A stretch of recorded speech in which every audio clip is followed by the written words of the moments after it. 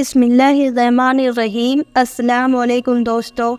آخر حضرت موسیٰ علیہ السلام نے پیغمبر یوسف کی قبر کھود کر ان کی لاش کیوں نکالی؟ دوستو، جب کبھی بھی ہماری دنیا کے اتہاس میں آنے والے سب سے مشہور پیغمبروں کا ذکر کیا جاتا ہے تو ان میں حضرت یوسف علیہ السلام کا نام تو ضرور لیا جاتا ہے، کیونکہ حضرت یوسف علیہ السلام ہماری دنیا کے اتہاس کی ایک ایسی شخصیت ہے کہ جن کے مسلمانوں کے ساتھ ساتھ یہودیوں اور عیسائیوں میں بھی بہت زیادہ مانا جاتا ہے، کیونکہ جہاں ایک طرف ان کا ذکر پوری تفصیل کے ساتھ بائبل میں موجود ہے تو دوسری طرف مسلمانوں کی سب سے مقدس کتاب قرآن مجید میں بھی ان کے نام سے پوری ایک سورت ہی موجود ہے، جس میں اتار چڑھاؤ سے بھرپور حضرت یوسف علیہ السلام کی مکمل زندگی کو بیان کیا گیا ہے۔ اب مسلمانوں اور دوسری قوموں کے درمیان حضرت یوسف علیہ السلام کے سلسلے میں فرق صرف اتنا سا ہے کہ ہم مسلمان تو ان کو حضرت یوسف کے نام سے جانتے ہیں، مگر انگلش کنٹریز میں رہنے والے لگ بھگ سارے کے سارے لوگ ان کو یوسف کی جگہ جوزف کے نام سے پکارتے ہیں۔ فی الحال دوستو، آج کی اس ویڈیو میں ہم بات کریں گے حضرت یوسف علیہ السلام کی قبر کے بارے میں، کیونکہ حضرت یوسف علیہ السلام کی قبر سے متعلق اتہاس کی کتابوں میں کچھ ایسی حیران کر دینے والی باتیں موجود ہیں کہ جن کو سن کر آپ بھی حیران رہ جاؤ گے۔ لیکن اس سے پہلے کچھ نظر ہم حضرت یوسف علیہ السلام کی زندگی پر ڈال لیتے ہیں۔ بچپن ہی سے حضرت یوسف علیہ السلام کے اوپر نبی ہونے کے آثار ظاہر ہونے لگے تھے۔ ایک دن حضرت یوسف علیہ السلام نے خواب دیکھا کہ سورج، چاند اور 11 ستارے ان کو سجدہ کر رہے ہیں، تو انہوں نے فوراً آ کر اپنے والد حضرت یعقوب علیہ السلام سے یہ خواب بیان کیا، جس پر انہوں نے اپنے بیٹے حضرت یوسف علیہ السلام سے کہا کہ وہ اس خواب کے بارے میں کسی کو بھی کچھ نہ بتائیں۔ لیکن حضرت یوسف علیہ السلام بہت چھوٹے تھے، اس لیے وہ اپنے والد کی حکمت نہ سمجھ سکے اور جا کر اپنے سوتیلے بھائیوں کو وہ خواب بتا دیا۔ حضرت یوسف علیہ السلام کے بھائیوں میں سے ایک نے کہا کہ خواب میں چاند، سورج اور ستاروں کا یوسف کو سجدہ کرنا، اس کا مطلب ہے کہ سورج سے مراد ہمارے والد حضرت یعقوب ہیں اور چاند سے مراد ہے ہماری ماں، اور 11 ستاروں کا مطلب ہم سبھی سوتیلے بھائی۔ تو اس کا صاف مطلب ہے کہ یہ یوسف ہم سبھی بھائیوں کو حقیر سمجھتا ہے اور ہمیں والد کی نظروں میں گرانا چاہتا ہے۔ بس اسی دن سے سبھی بھائیوں کے دل میں حضرت یوسف علیہ السلام کے لیے نفرت بیٹھ گئی، اور پھر ایک دن موقع پا کر وہ سبھی بھائی حضرت یوسف علیہ السلام کو دور ایک ریگستان میں لے گئے، اور وہاں لے جا کر ان لوگوں نے حضرت یوسف علیہ السلام کو بہت زیادہ مارا پیٹا۔ اس کی وجہ سے حضرت یوسف علیہ السلام کافی زخمی ہو گئے۔ ان کا ایک بھائی تو حضرت یوسف علیہ السلام کو خنجر سے قتل کرنا چاہتا تھا،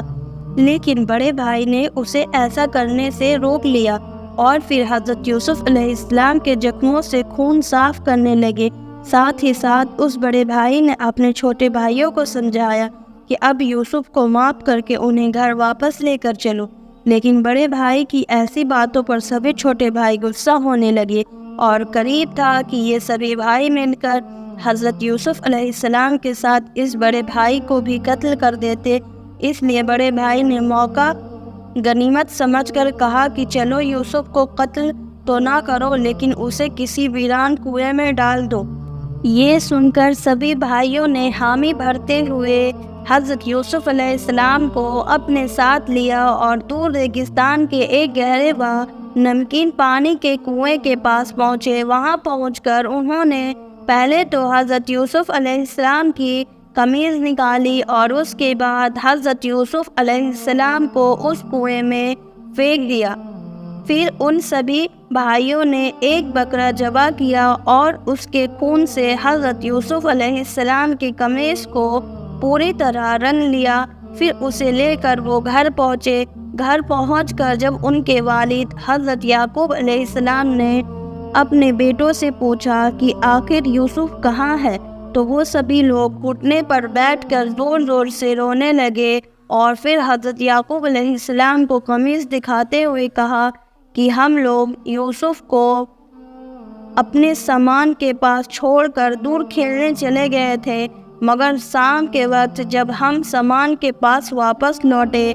تو دیکھا کہ میرے بھائی یوسف کو تو بھیڑیے نے کھا لیا ہے۔ یہ سن کر حضرت یعقوب علیہ السلام روتے ہوئے وہ قمیص لے کر اپنے کمرے میں چلے گئے، مگر کچھ دیر بعد آپ واپس آئے اور اپنے بیٹوں سے پوچھا کہ اے لڑکو، اگر یوسف کو بھیڑیے نے کھایا ہے تو ان کی قمیص تو پھٹی ہونی چاہیے، لیکن یہ تو بالکل صحیح سلامت ہے، تو آخر وہ بھیڑیا کتنا سمجھدار تھا۔ والد کی ایسی بات سن کر ان سبھی بیٹوں کے پاس کوئی جواب نہ بچا۔ تھوڑی دیر بعد یہودا نے کہا کہ اس بات پر تو ہم لوگ بھی حیران ہیں کہ آخر ان کی قمیص کیوں نہیں پھٹی۔ حضرت یعقوب علیہ السلام سمجھ چکے تھے کہ میرے لڑکے مجھے دھوکہ دے رہے ہیں، اس لیے کہا کہ اے میرے بچوں، توبہ کر لو، کیونکہ ہمارا خدا سب کچھ جانتا ہے۔ اس کے بعد ایک لمبے وقت تک حضرت یعقوب اپنے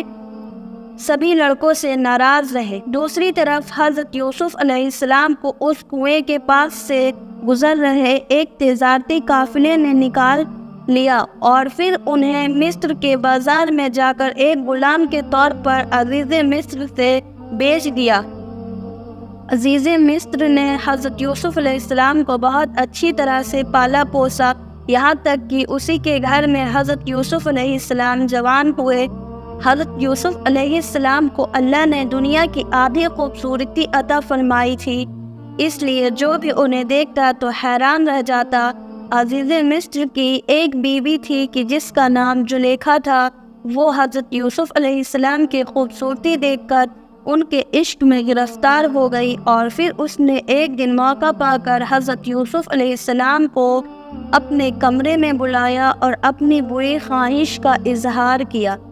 زلیخا چاہتی تھی کہ حضرت یوسف ان کے ساتھ لیٹ کر غلط کام کرے، لیکن حضرت یوسف علیہ السلام نے اس کام سے انکار کر دیا، تو زلیخا نے حضرت یوسف علیہ السلام کے ساتھ زبردستی کرنے کی کوشش کی، تو حضرت یوسف علیہ السلام جلدی سے دروازے کی طرف بھاگے۔ ایک کے بعد ایک لگاتار 7 دروازے کھلتے چلے گئے، اور جب آخری دروازہ پر پہنچے تو سامنے زلیخا کا شوہر عزیز مصر کھڑا تھا۔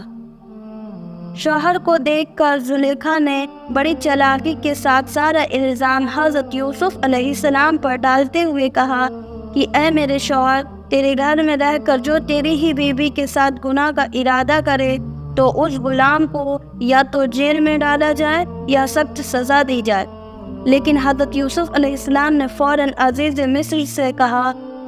کہ اے بادشاہ سلامت، معاملہ اس کا بالکل الٹا ہے، کیونکہ یہ خود ہی اپنا مطلب پورا کرنے کے لیے مجھ کو پھسلایا کرتی تھی۔ ایسے موقع پر زلیخا کے خاندان کے ایک دودھ پیتے بچے نے حضرت یوسف علیہ السلام کے حق میں گواہی دیتے ہوئے کہا کہ اے بادشاہ، اگر یوسف کی قمیض آگے سے پھٹی ہے تو زلیخا سچی ہے، اور اگر یوسف کی قمیض پیچھے سے پھٹی ہے تو یوسف سچے ہیں۔ پھر جب حضرت یوسف علیہ السلام کی قمیض دیکھی گئی تو وہ پیچھے سے پھٹی تھی، مگر اس کے باوجود بھی حضرت یوسف علیہ السلام کو جیل میں ڈال دیا گیا، اور ایسا اس لیے کیا گیا کیونکہ عزیز مصر پورے شہر میں اپنی عزت کو برقرار رکھنا چاہتا تھا۔ اس کو لگتا تھا کہ اگر لوگوں کو پتہ چلے گا کہ اس کی بیوی نے ایسا کیا ہے تو پورے شہر میں اس کی عزت مٹی میں مل جائے گی۔ لیکن دوستو، اس کے بعد دنیا نے دیکھا کہ کس طرح اللہ نے دھیرے دھیرے وقت کو بدلا، اور حضرت یوسف علیہ السلام جو کہ بچپن سے ایک غلام کے طور پر بکتے چلے آئے تھے، انہیں اللہ نے مصر کا بادشاہ بنا دیا۔ مصر کا بادشاہ بننے کے بعد حضرت یوسف علیہ السلام کی ملاقات اپنے بھائیوں سے بھی ہوئی، جو کہ کنعان سے مصر شہر کی طرف غلہ لینے آئے تھے، اور پھر بعد میں بھائیوں کی مدد سے ہی حضرت یوسف علیہ السلام کی ملاقات اپنے والد حضرت یعقوب علیہ السلام سے ہوئی تھی، اور حضرت یوسف علیہ السلام نے ملاقات ہی کی وجہ سے ہی حضرت یعقوب علیہ السلام کی آنکھوں کی روشنی بھی واپس آ گئی۔ اب دوستو، اگر بات کریں حضرت یوسف علیہ السلام کی وفات کی، تو آپ کو بتاتے چلے کہ حضرت یوسف علیہ السلام نے تقریباً 120 سال کی عمر پائی، اور جب وفات ہوئی تو حضرت یوسف علیہ السلام کی قبر کو لے کر لوگوں میں جھگڑا شروع ہو گیا، کیونکہ حضرت یوسف علیہ السلام کے ساتھ مصر میں رہنے والے لوگوں کی محبت کا عالم یہ تھا کہ ہر کوئی یہ چاہتا تھا کہ حضرت یوسف کو ہمارے محلے میں دفن کیا جائے، لیکن ظاہر ہے یہ تو ممکن نہیں تھا۔ اس لیے آخر میں یہ فیصلہ کیا گیا کہ حضرت یوسف علیہ السلام کو دریا نیل میں دفن کر دیا جائے، تاکہ دریائے نیل کا پانی حضرت یوسف علیہ السلام کی قبر کو ٹچ کرتا ہوا گزرے، اور اس کے پانی سے پورے مصر والوں کو برکت حاصل ہو۔ لہٰذا حضرت یوسف علیہ السلام کا جسم مبارک ایک سنگ مرمر کے صندوق میں اچھی طرح سے بند کر کے دریائے نیل میں دفن کر دیا گیا، کہ جس دریا کو آج کے دور میں بہت سارے لوگ نائل کے نام سے جانتے ہیں۔ دوستو، آپ کو بتاتے چلے کہ یہ مصر کی وہی ندی ہے کہ جس کے پاس دنیا کی سب سے لمبی ندی ہونے کا ریکارڈ ہے۔ فی الحال لگ بھگ 400 سال کا ایک لمبا عرصہ گزر جانے کے بعد، جب حضرت موسیٰ علیہ السلام کے دور میں فرعون کے ظلم و ستم کی وجہ سے اللہ تعالیٰ کی طرف سے بنی اسرائیل کو مصر چھوڑنے کا حکم ہوا، تو ساتھ ہی حضرت موسیٰ علیہ السلام کو یہ بھی حکم دیا گیا کہ وہ حضرت یوسف علیہ السلام کی تابوت کو بھی دریائے نیل سے نکال کر اپنے ساتھ لے جائے۔ لہٰذا اللہ کے حکم پر حضرت موسیٰ علیہ السلام بنی اسرائیل کے ساتھ مصر سے حضرت یوسف علیہ السلام کا تابوت بھی لے کر نکلے، اور بعد میں اس کو لے جا کر فلسطین میں اسی جگہ دفن کر دیا گیا کہ جہاں پہلے سے حضرت یوسف علیہ السلام کے باپ دادا کی قبر بنی ہوئی تھی۔ فی الحال دوستو، آج کی اس ویڈیو میں ہم یہی پر ختم کرتے ہیں۔ ویڈیو پسند آئی ہو تو لائک کر کے چینل کو ضرور سبسکرائب کر لینا، اور جاتے جاتے ایک پیارا سا کمنٹ کر کے ضرور بتانا کہ آپ کو میری یہ انفارمیٹیو ویڈیو کیسی لگی۔ السلام علیکم۔